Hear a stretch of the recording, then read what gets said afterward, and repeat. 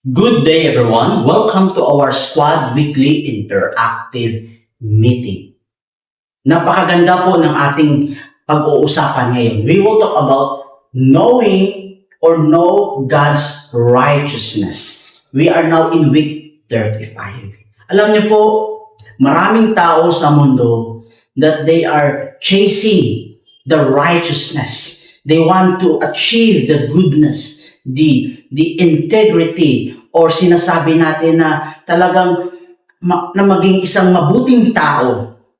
But babasahin po natin in the book of Ephesians chapter 3 verse 9. Not having a righteousness of my own that comes from obeying the law, but that which is through faith in Jesus Christ, the righteousness that comes from God and is by faith. Talagang it's very clear po sa ating binasa that we cannot gain righteousness by obeying the law. Okay? Kung tingnan po natin, it may be the law of our country or maybe po the law ng ating Panginoon that we will obey, example, the Ten Commandments and kung ano pa po. So, hindi natin kaya or we cannot gain that righteousness tayo lang. Or as a person, as an individual, napakahirap. But that which is through faith in Jesus. Kung tingnan po natin, only through faith in Jesus, not obeying the law. Bakit po? Mamaya po maintindihan po natin. The righteousness of Christ Jesus. Alam natin po, we already understand, we agree, and we know that Jesus Christ from heaven came sa ating mundo so that we'll die on the cross, and after that, after 3 days, siya po ay na-resurrect. Tama po ba? And that Jesus Christ on the cross, ang ginawa niya po ay para po magkaroon po tayong righteousness sa ating sarili that comes from our God, that comes from our Lord. Alam niyo po, bilang isang tao, hindi natin kaya na maging isang righteous. Okay? Ang tanong po, what is righteousness? Ano po ba yung sinasabi po nating righteousness? And alam po natin, di ba, that we are passionate that magkaroon po tayo ng mga leaders sa ating bansa na sinasabi po natin righteous leaders. That is why we have this swim para magkaroon po tayo na mas marami po na leaders po natin, especially po sa PNP, na sinasabi po natin na righteous leaders, or sila po ay talagang will stand for what is right and they will stand for what is truth. So ngayon po, free from sin or acting in accordance with divine or moral law. Ano pong ibig sabihin po dito? Tingnan po natin una, dito po sa ating manual, that it reminds us that we have only one life. We have only one life. Tayo po bilang isang tao, meron lang po tayong isang buhay. That is why we will give our best, that we will be a righteous leader. I just want to discuss with you na parang kung tingnan lang po natin sa ating sariling understanding, talagang parang may conflict po sa sinasabi natin. Gusto natin magkaroon ng righteous leader or gusto natin maging isang righteous. Pero hindi naman pala natin kaya. Hindi natin ma-achieve. Hindi natin ma-gain. Okay? Use God's standard. All of us, with no exemption, tayo po ay fall short. Ano po yung ibig sabihin? The Lord Himself, Jesus Christ Himself, our God, He set that standard na napakahirap. Hindi natin kaya kahit anong gagawin po natin. Kahit anong talino, kahit anong training, kahit anong discipline, we cannot achieve this righteousness. At kung tingnan po natin, dito po, naintindihan ng Panginoon that by our own selves, as effort lang ng isang tao or human effort, talagang hindi natin kaya. That is why God Himself is the one gives that righteousness sa atin. God set His standard na hindi natin kaya abutin so that we will not rely on ourselves. So that we will not rely our own righteousness. Naintindihan po natin? So that tayo po, we will depend on the righteousness of God. So that we will have that faith on that righteousness of God. So that we will believe, we will receive that righteousness that comes from the Lord Jesus Christ.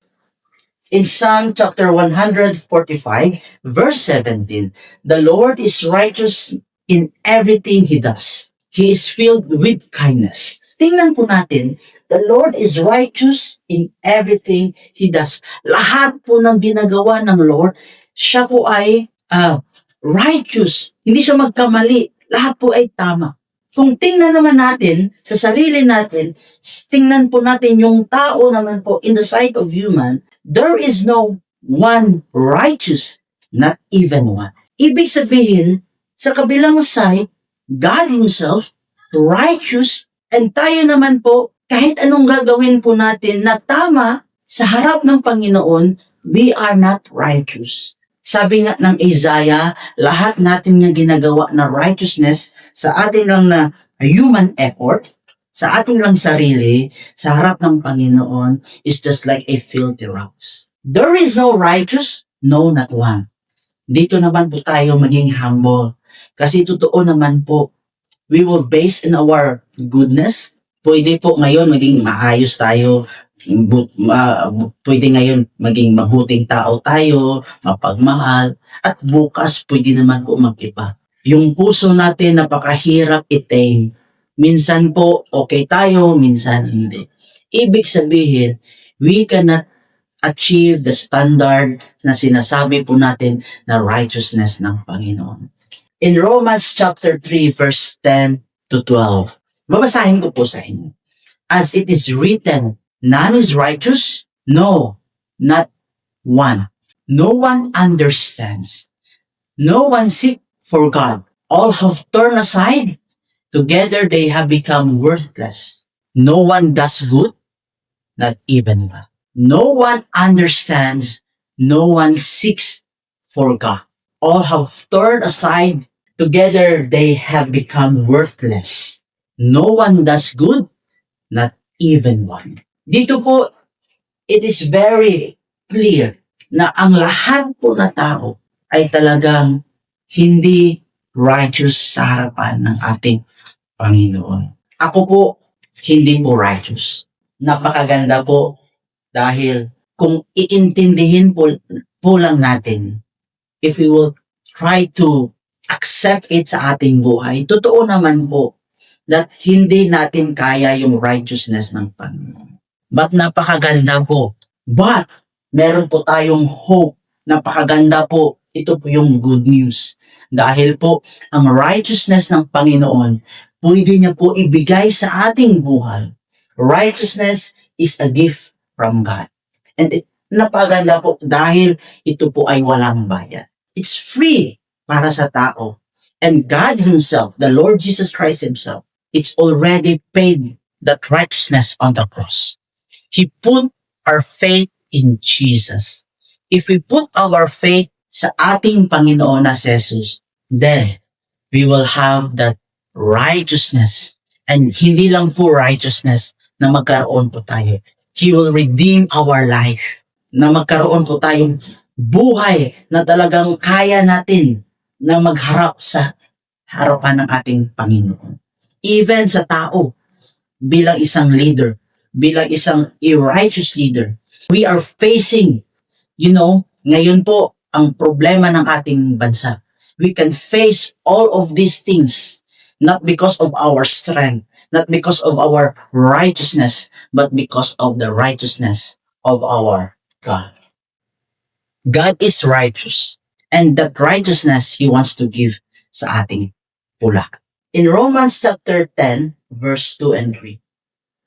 For I can testify about them that they are zealous for God, but their zeal is not based on knowledge.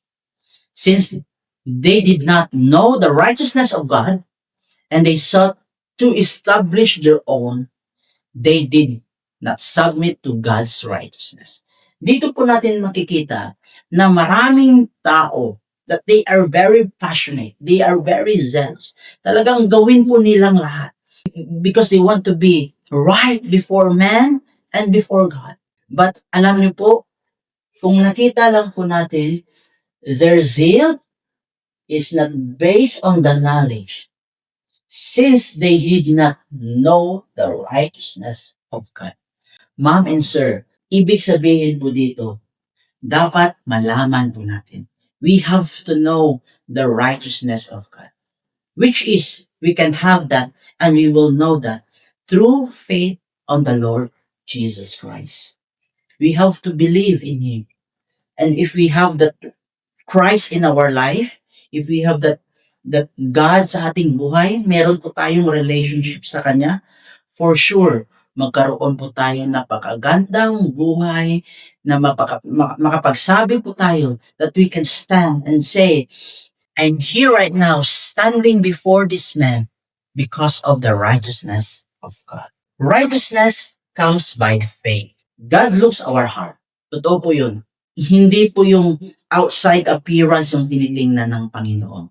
Hindi po yung external things, kung ano po yung nakikita ng tao sa ating buhay. While we are mortal just, He justified us by our faith if we are sincere in seeking His righteousness. Alam niyo po, ma'am and sir, napaka-importante na magkaroon po tayong faith. Alam niyo po, ma'am and sir, napaka-importante po, especially you are the leader of our country, na magkaroon po ng faith sa ating Panginoon.